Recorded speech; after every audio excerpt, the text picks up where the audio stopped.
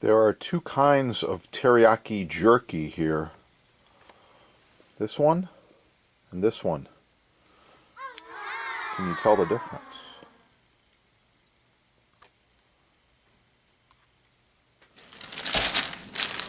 Hello, Chef here with yet another recipe. What do we have here? I was in the field the other day and ran across some hunters who had a lot of Canadian geese. And they asked me if I'd like a couple of geese. I said, sure. We'll try this Canadian goose. Why not? So it's high in riboflavin, vitamin B, and protein. It even has more iron than a lot of the beef that we're consuming these days. So right here, I've got 1, 2, 3, 4 goose breasts. Pretty cool. They're still slightly frozen, and that is ideal for what I'm going to be doing. Follow along. So if you've never had goose, I can tell you it's kind of a dark flesh bird. It's got a little bit of a gamey taste to it. Some people don't like it, but no matter what, when you prep out a goose, the breasts are the main focus of the goose. The rest of it has a lot of fat. Some people roast a whole goose. Those are farm-raised geese normally. These are wild Canadian geese, the big ones you see running around eating all the grass. So it's primarily grass-fed, and they eat just about everything that's green, and they're a nuisance. So maybe you want to try to get yourself some goose and try this recipe out. I'm going to be making some goose jerky out of this. To do that, I'll be preparing a brine, and I will be removing as much of the blood out of here and the red that I can. It's going to be less gamey tasting, so follow along. I'm also using a metal reinforced butcher glove, a boning knife, and a meat slicer in this process. So you can get these at your sponsor. Here we go. The first step is remove some of this fat. Don't want all this fat in the jerky. It will make your jerky go rancid or go bad. A little bit of feathers there too. Feathers don't taste so good usually. So we want to remove as much as we can. Also, we need to take extra care because these were shot in the field. There could be bird shot, which could be toxic lead. Hopefully it's steel. I believe steel is required these days. But anyway, you don't want to eat the shot. That's one of the reasons I'm going to be slicing this pretty thin to make sure there's no shot left in here.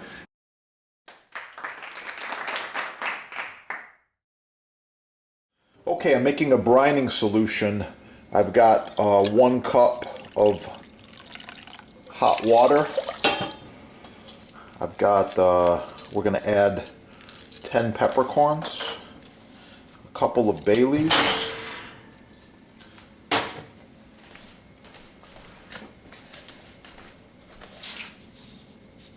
2 tablespoons of salt,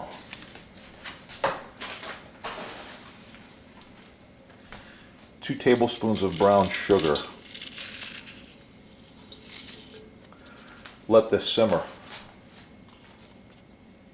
It only has to simmer for a minute, just long enough to dissolve the salt and the sugar. Then you want to let it cool off. Yeah, looking good right there.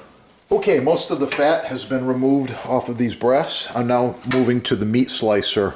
Meat slicer is going to give you a nice, consistent, thin cut, and I'm trying to cut somewhat on a bias against the grain like this. That's going to be a nice piece of jerky right there, and I'm going to repeat, okay? Just like that. Once I get all of my slices ready, and I'm sure that there's no shot in here. There's a little bit of a hole right there, maybe a little bit of feather in there. I want to remove as much of that as possible. Then I'm going to put this in a, and stop right here. I'm going to put this in a stainless steel bowl. What do you see right there? Some feather coming through.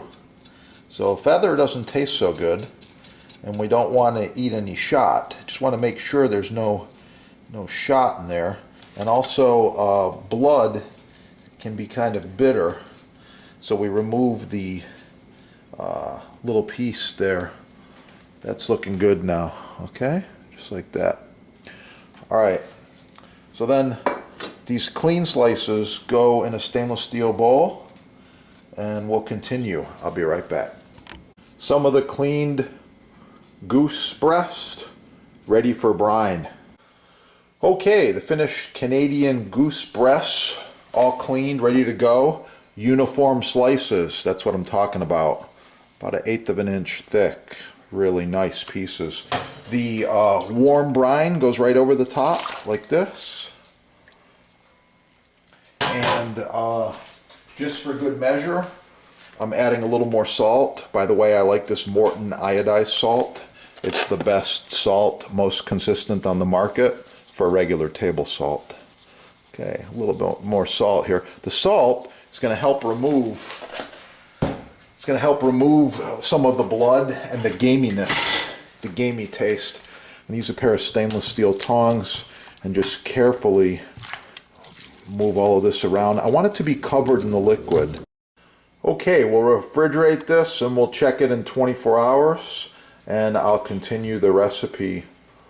Oh yeah.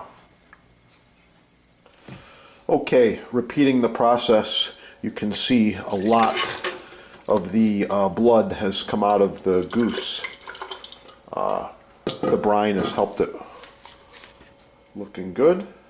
And now we move on to the next step. Okay, and for the teriyaki marinade, I've got 3 ounces of soy sauce and 3 ounces of peanut oil.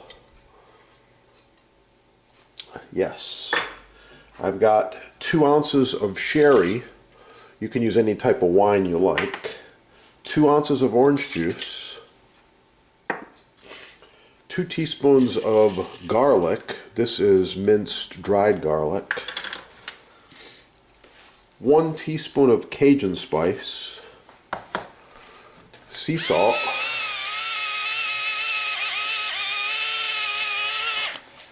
Fresh ground black pepper. Generous amount.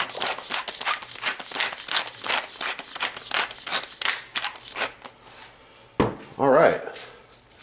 And now, give this a quick stir.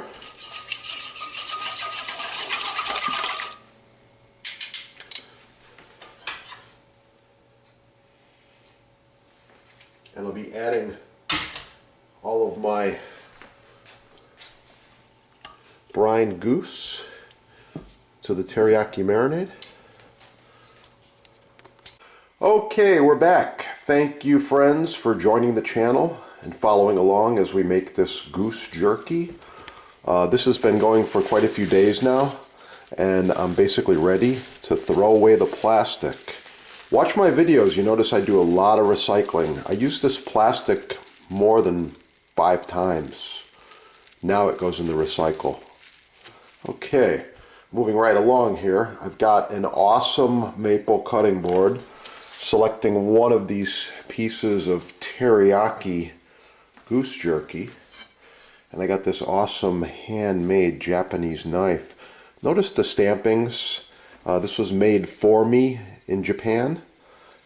This is something you can't buy. I like it. Perfect fit, feel, shape. Custom made for me. Shinichi. Okay, so then we're going to take just a little bit and trim this down. It's a little bit heavy on this end right here. We're going to put this in the frying pan.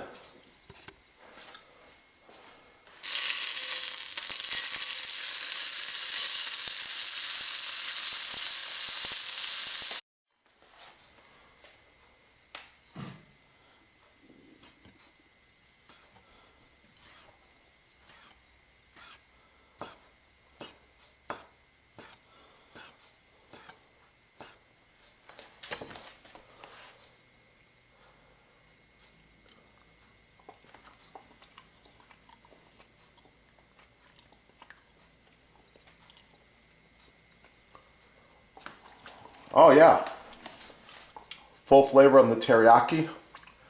It's good.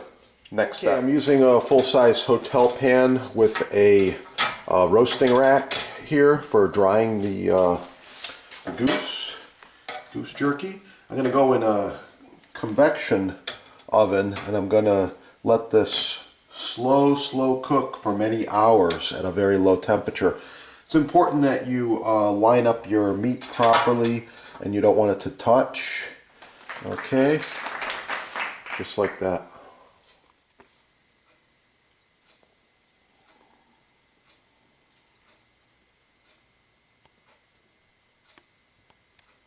Okay, here we go. The finished goose jerky.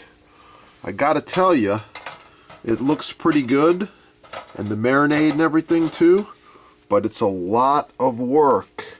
2 geese for about maybe 1 pound of finished jerky. So, wow, very labor intensive. I'll do a quick taste here. It's good. Teriyaki is full flavor. Similar tasting to beef. Not everyone could tell the difference.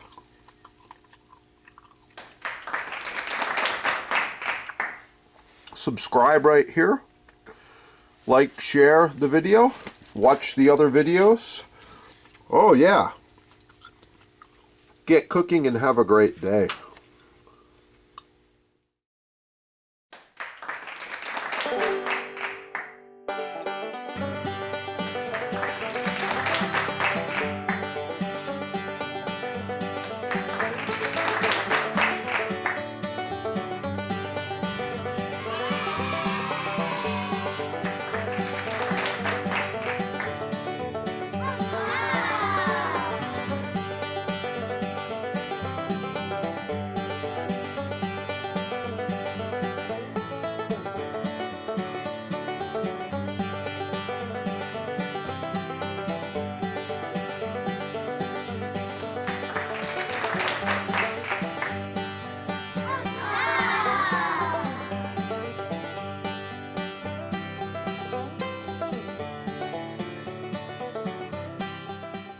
Select Hard Rock Maple is the chef's choice.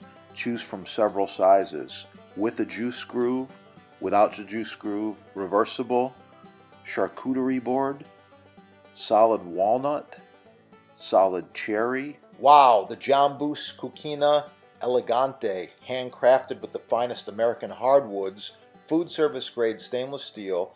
The Elegante features 1.5-inch thick butcher block, available in several sizes and with several options. Call your sponsor and save money. Ask for a discount. Blocks. Buy the best the first time. Save money. Good. Oh, on a side note, some of my videos are touching on knife safety. So I suggest, especially for the kids, you get them cooking, get the chef's stainless steel glove.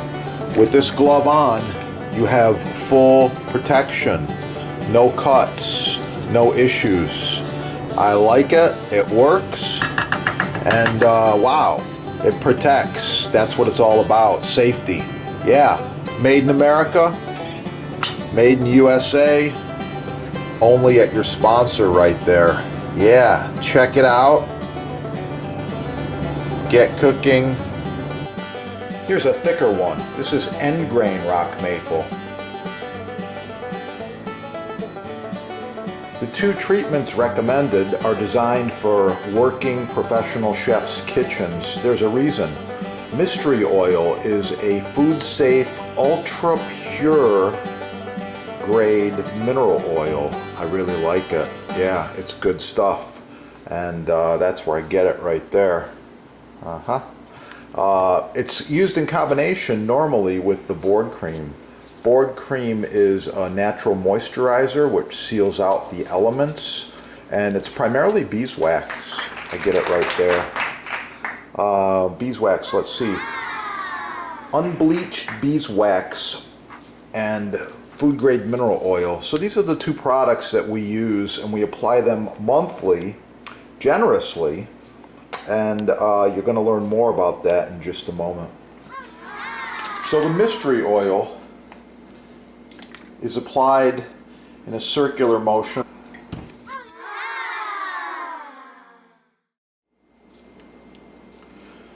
So you use an applicator or a plastic bag, work it in a circular motion, do this monthly, and then let it dry overnight is preferred, and you can repeat. After it dries, you warm this in a bowl of water and apply just a few small dabs, and wow, it's going to be good. That is a safe cutting board.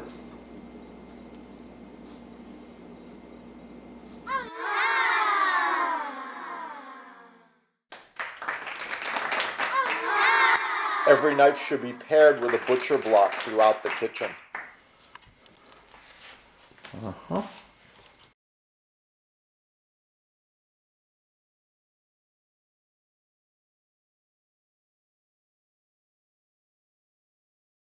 Proper maintenance should be applied every month.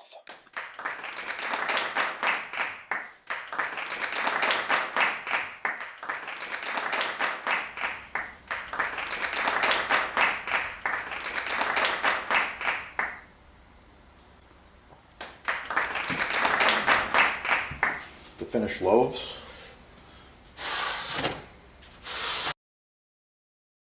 I love butcher block. Yeah, this is end grain maple. You can see it's ready for some more oil. This is edge grain cherry. It's been oiled once and then it's been sealed at the factory. It's really, really nice. I like it. And this one here, this is edge grain maple. So different looks and different sizes, different thicknesses.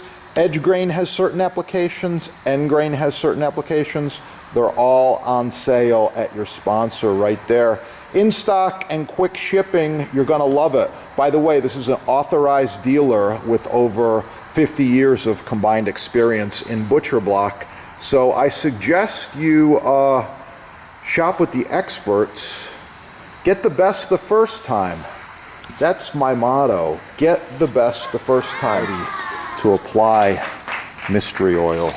Give it a shake. A little bit of beeswax and mineral oil, some other good stuff in here. I like it. First application, just like this. Swirl motion. Yeah. Okay, once you got the swirl motion down, plastic bag. Why? Because it's recyclable and it's not flammable. I would not use cloth. It'll absorb too much and it becomes flammable. Oh, look at that block. Really, really nice. You can see all the hard work has paid off just with the look and the color. Oh, yeah. If you need one of these blocks, contact your sponsor. If you need the butcher block treatment.